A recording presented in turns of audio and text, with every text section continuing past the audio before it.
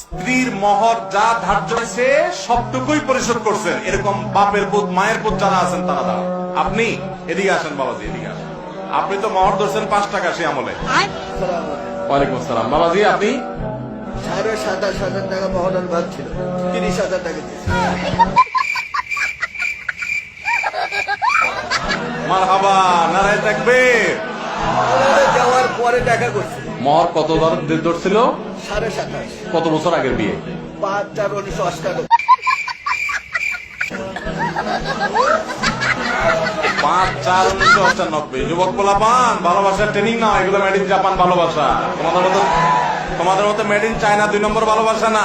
ইটিস পিটিস 2 নম্বরই করবার ভালোবাসা। আগে রিয়েল ভালোবাসা হলো এগুলা, 2 নম্বর পথ না। মাশাআল্লাহ, একবারে বিয়ের তারিখ এরকম কড়কড়া মুখস্থ করে দিচ্ছে। আপনি কি এটা জিকির করেন নাকি মাঝে?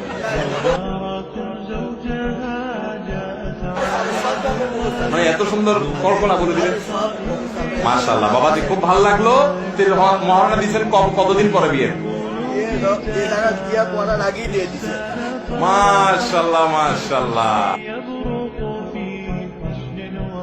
আপনাকেই খুঁজছে বাংলাদেশ। যুবক পোলাপান, বিয়ে করে বাসর রাইতে বোর হাতে পায়ে ধরে মাপ চাইবেন না এরকম ব্যাটাগিরি করবেন? এরকম ব্যাটাগিরি করবেন। মহর 10 লাখ 20 লাখ ধরবেন, 10 টাকা দেওয়ার ক্ষমতা নেই, সব 2 নম্বরই করবেন না। যা পারবেন তা ধরবেন, বুঝেন নাই? আর মেয়ের বাবারাও শুনে রাখেন, মহর এক গাদা ধরলে বিয়ে টিকে না। মহর একটু সহনীয় করবেন, সহনীয়।